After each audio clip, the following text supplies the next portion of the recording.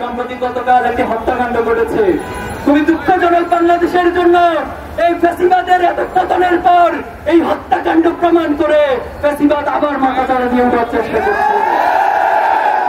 আমরা দেখেছি এই গণহত্যার পর হাসিনা এবং তার দোসরদের ন্যূনতম কোন অনুশোচনা বোধ দেখায়নি, বরং তারা অহংকার এবং উদ্ধত্তপূর্ণ আচরণ করে যাচ্ছে।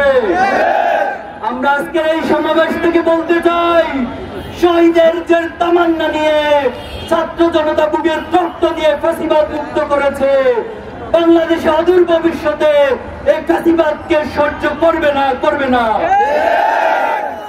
সংগ্রামী উপস্থিতি, বিভিন্ন মাধ্যমে ফ্যাসিবাদ ষড়যন্ত্রের চেষ্টা করে যাচ্ছে। আজকে ছাত্র সমাজের যে বিপ্লব, এই বিপ্লবকে বিতর্কিত করার জন্য তারা ষড়যন্ত্র করে যাচ্ছে।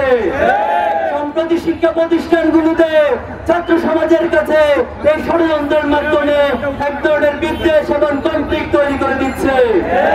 আমরা ছাত্র সমাজকে এই সমস্ত ষড়যন্ত্রের বিষয়ে সতর্ক থাকার জন্য আহ্বান জানাবো। সরকারের প্রতি উদাত্ত আহ্বান জানাতে চাই, আপনারা রক্তের উপর দাঁড়িয়েছেন, আপনারা যে চেয়ারের উপর বসেছেন সেই চেয়ার আবু সাঈদ এবং শহীদদের রক্তের উপর বসেছে। এই চেয়ারে বসে ফ্যাসিবাদের পক্ষে যদি কোন ধরনের কার্যক্রম পরিচালনা করেন, এই ছাত্র জনতা তার উত্তম জবাব দিবে। আপনারা অতি দ্রুত বিচারের ব্যবস্থা গ্রহণ করুন। বিচারের ধীরগতি লক্ষ্য করছি আমরা।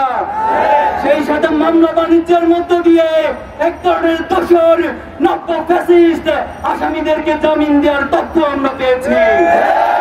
আমরা আবারও বলছি, ছাত্র জনতা কোনোভাবে বসে থাকবে না এই সমস্ত কার্যক্রম থেকে। সংগ্রামী উপস্থিতি, আজকে যে প্রজন্ম, এই প্রজন্মকে আপনারা বোকা ভাববেন না। আমাদের ইসলামী ছাত্র শিবিরকে আদর্শ দিয়ে মোকাবেলা না করে বারবার চেতনার ডাক দিয়ে মোকাবেলা করার চেষ্টা করে। আমাদের প্রথম কেন্দ্রীয় সভাপতি শহীদ মীর কাসিম আলী ভাইকে, বাংলাদেশের এই রত্নকে তারা ফাঁসি দিয়ে বিচারিক হত্যাকাণ্ড ঘটিয়েছে। এই প্রজন্ম সেদিন বোবা কান্নার মাধ্যমে সেটাকে সহ্য করেছে, কিন্তু আজকের প্রজন্ম আর এই সমস্ত চেতনার ডাককে সহ্য করবে না। আমাদের বুকে, আমাদের দমনীতে শহীদদের রক্ত বিরাজমান।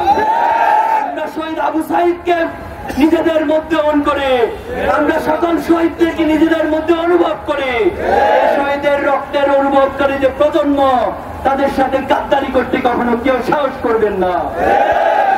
সম্প্রতি গতকাল একটি হত্যাকাণ্ড ঘটেছে। খুবই দুঃখজনক বাংলাদেশের জন্য। এই ফ্যাসিবাদের এত পতনের পর এই হত্যাকাণ্ড প্রমাণ করে ফ্যাসিবাদ আবার মাথা চাড়া দিয়ে উঠার চেষ্টা করছে। ছাত্র জনতা, আমরা আগামীর বাংলাদেশকে গড়তে চাই। আমরা এই বাংলাদেশকে একটি সমৃদ্ধ বাংলাদেশ হিসেবে গড়তে চাই। এই প্রজন্ম তারা সততা, দক্ষতা, দেশপ্রেমের মধ্য দিয়ে বাংলাদেশকে গড়তে চায়।